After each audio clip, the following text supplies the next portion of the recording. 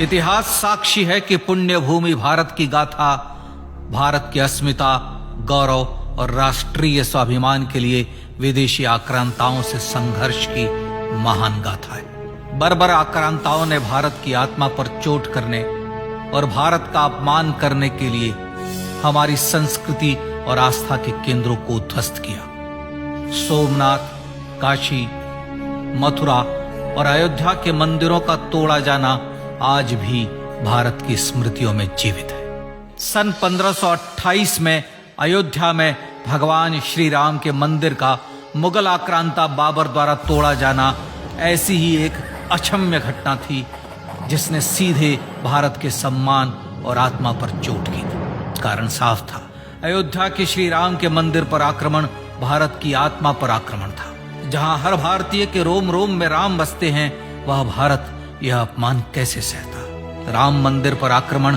भारत को आहत कर गया था। विदेशी हमलावर अपनी बर्बरता दिखाते गए और भारत अपने आत्मगौरव को फिर से पाने के लिए संघर्ष करता रहा। भारत रामलला के जन्म स्थान पर बाबर के नाम पर बने एक ढांचे को देखता और उसे हटाने का संकल्प लेकर शक्ति संजोया करता। हिंदू समाज आत्मसम्मान के रण में डटा रहा और लगातार हमलावरों द्वारा बनाए गए बाबरी ढांचे को हटाने के लिए लड़ता रहा। सरयू कई बार रक्त से लाल हुई। कभी स्थानीय शासकों ने तो कभी साधु संतों और राम भक्तों ने राम जन्मभूमि की मुक्ति के लिए अपने प्राणों की आहुति दी। 74 बार युद्ध हुए। हम कुछ मोर्चे हारे, पर रण जीतने का संकल्प कभी कम नहीं हुआ। हिंदू समाज तलवारों से रक्त रंजित हुआ, पर उसने हार नहीं मानी। उसका संकल्प अजेय था। 15 अगस्त 1947 को देश की आजादी के साथ सैकड़ों सालों से चले आ रहे इस संघर्ष में नई ऊर्जा और एक नया मोड़ आया। अचानक 23 दिसंबर 1949 को बाबरी ढांचे में श्री राम लला प्रकट हुए। हजारों राम भक्त दर्शन के लिए उमड़ पड़े। तत्कालीन प्रधानमंत्री पंडित जवाहरलाल नेहरू ने उत्तर प्रदेश सरकार को श्री राम लला को विवादित ढांचे से हटाने का आदेश दिया। उत्तर प्रदेश सरकार ने अयोध्या के कलेक्टर को यह काम दिया और यह निर्देश भी कि जरूरत पड़ने पर वे बल का प्रयोग भी करें। अयोध्या के कलेक्टर ने सरकार को उत्तर दिया कि यह नरसंहार के बिना संभव नहीं है, और फिर भी वह ऐसा चाहती है तो किसी दूसरे कलेक्टर से यह काम करवा ले। परिणाम स्वरूप रामलला की मूर्ति वहीं विराजमान रही। विवादित ढांचे को बंद कर दिया गया। केवल पुजारी को सेवा अर्चना के लिए भीतर जाने की अनुमति थी। फिर भी राम भक्त विवादित ढांचे के बाहर से प्रभु श्री राम की आराधना करते रहे। भारत के हिंदू समाज के लिए चुनौतियां और बढ़ गई। मामला अदालत में गया। विपक्षी दलों द्वारा अदालत में भगवान श्री राम के अस्तित्व पर सवाल उठाए गए। उनके अयोध्या में ही जन्म लेने का प्रमाण मांगा गया। भारत का जनमानस अब आहत हो उठा था। आजाद भारत में भी हिंदू समाज को अपनी आस्था और श्रद्धा के लिए संघर्ष करना पड़ रहा था। चुनौतियों के इस समय में सन 1984 में विज्ञान भवन दिल्ली में विश्व हिंदू परिषद ने धर्म संसद का आयोजन किया। इस संसद में देश भर के संतों ने राम जन्मभूमि की मुक्ति के लिए आह्वान किया और राम जन्मभूमि मुक्ति यज्ञ समिति का गठन किया।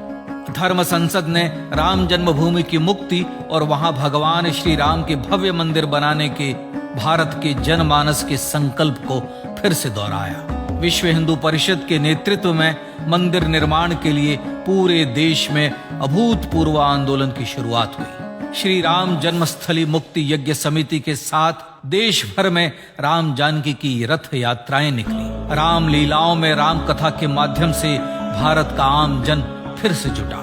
अब सबके मन में एक ही प्रण था, एक ही लक्ष्य था। अयोध्या में जन्मभूमि पर भगवान श्री राम के भव्य मंदिर का निर्माण। सन 1989 में विश्व हिंदू परिषद द्वारा गांव-गांव से रामशिला पूजन करके अयोध्या भेजी गई। 2,75,000 गांवों से रामशिलाएं अयोध्या पहुंची। भव्य राम मंदिर के शिलान्यास का निर्णय हुआ। पूज्य संत महात्माओं और हिंदू समाज के अन्य प्रमुख नेताओं के निर्णय के अनुसार अनुसूचित जाति के प्रमुख नेता श्री कामेश्वर चौपाल ने 9 नवंबर 1989 को मंदिर निर्माण का पहला पत्थर रखा।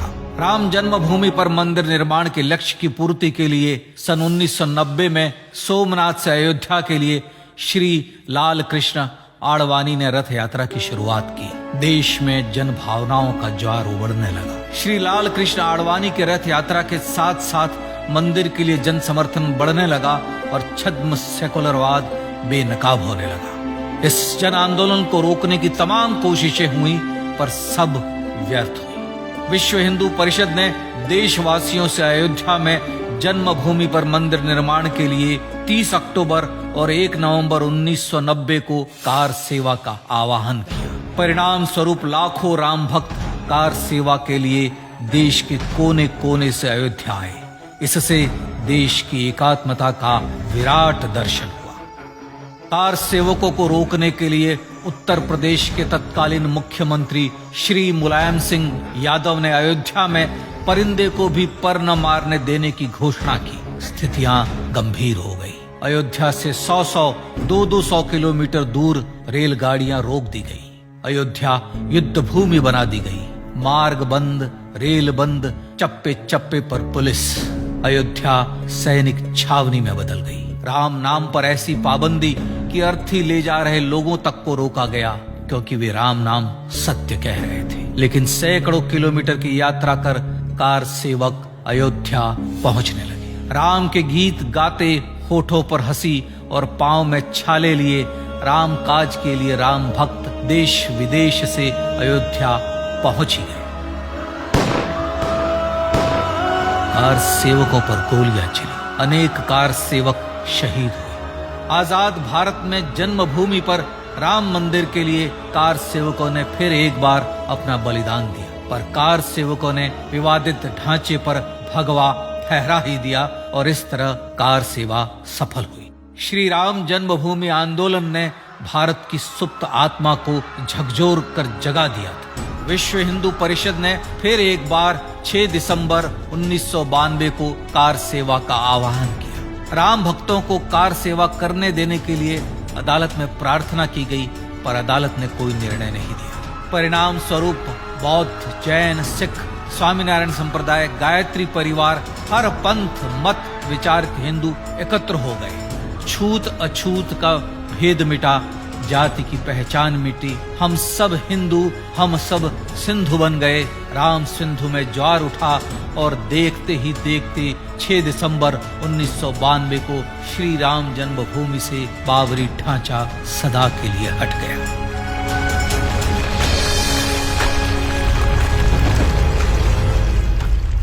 यह क्षण शौर्य, न्याय और सत्यमेव जयते का क्षण था। यतो धर्मस्ततो जय का क्षण था। पर संघर्ष की गाथा यहां जाकर भी नहीं रुकी। छद्म सेकुलरवादियों द्वारा भारत और भगवान श्री राम के इतिहास को झुठलाने के लिए अदालतों में चुनौतियों का सिलसिला चलता रहा, जो 1950 से चल रहा था। हिंदू सिखों के बीच से गुजरते हुए भगवान श्री राम का दर्शन करने के लिए विवश थे। यह स्थिति थी आजाद भारत में श्री राम और राम भक्तों की। पर सत्य को तो जीतना ही था। आखिरकार देश के सर्वोच्च न्यायालय के 5 जजों की खंडपीठ ने 9 नवंबर 2019 को ऐतिहासिक निर्णय दिया और यह कहा कि अयोध्या जन्मभूमि परिसर की पूरी 67 एकड़ भूमि रामलला की, और न्यायालय ने भारत सरकार को जन्मभूमि पर मंदिर बनाने के लिए एक ट्रस्ट बनाने का आदेश दिया। सर्वोच्च न्यायालय के आदेश के अनुसार भारत सरकार ने 5 फरवरी 2020 को श्री राम जन्मभूमि तीर्थ क्षेत्र नाम के ट्रस्ट का गठन किया और राम जन्मभूमि न्यास की भूमि जो सरकार द्वारा अधिग्रहित की गई थी उसे ही नवनिर्मित न्यास को वापस दे दिया गया।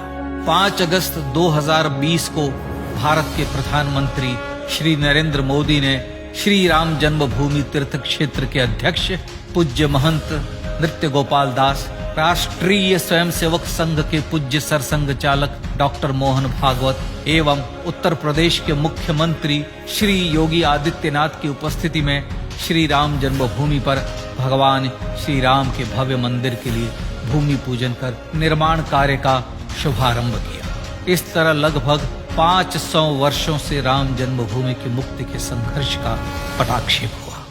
अपने आत्मसम्मान और राष्ट्रीय अस्मिता के लिए इतना लंबा संघर्ष विश्व के इतिहास में बेजोड़ है। श्री राम भारत की आत्मा, भारत की परिभाषा, हमारे राष्ट्रीय आदर्शों और जीवन मूल्यों के प्रतिनिधि मर्यादा पुरुषोत्तम हैं, जो हर हिंदू के होठों पर जन्म से मृत्यु तक रहे। बस यही हर हृदय में प्रार्थना होती है। राम भारतीय राष्ट्रीय स्वाभिमान और आसेतु हिमालय से समुद्र पर्यंत तक जन जन को एकात्मता के बंधन में बांधने वाले रक्षा सूत्र है। अयोध्या स्थित श्री राम जन्मभूमि पर बाबर का हमला वास्तव में भारत के स्वाभिमान और राष्ट्रीयता पर हमला था। प्रधानमंत्री श्री नरेंद्र मोदी द्वारा श्री राम जन्मभूमि पर राम मंदिर का पुनः निर्माण न केवल बाबरी मानसिकता का पराभव है, बल्कि संपन्न, सुखी, सुसंस्कृत, सर्वशक्ति संपन्न स्वराष्ट्र का सूर्योदय भी है। यह उस राम राज्य की दिशा में वह कदम है जिसकी अभिलाषा राजराजेंद्र चोल, कृष्णदेव राय, छत्रपति शिवाजी महाराज से लेकर महात्मा गांधी तक ने की थी। अयोध्या में जन्मभूमि पर भगवान श्री राम का मंदिर न सिर्फ राष्ट्रीय गौरव होगा, बल्कि वह श्री राम के आदर्शों का राष्ट्र मंदिर होगा। अब वह महान संकल्प पूरा होने जा रहा है। आइए इस राम यज्ञ, राष्ट्र यज्ञ में जिन ज्ञात और अज्ञात भारतीयों ने अपनी आत्माहुति दी है, उनका पुण्य स्मरण कर उन्हें श्रद्धांजलि दें।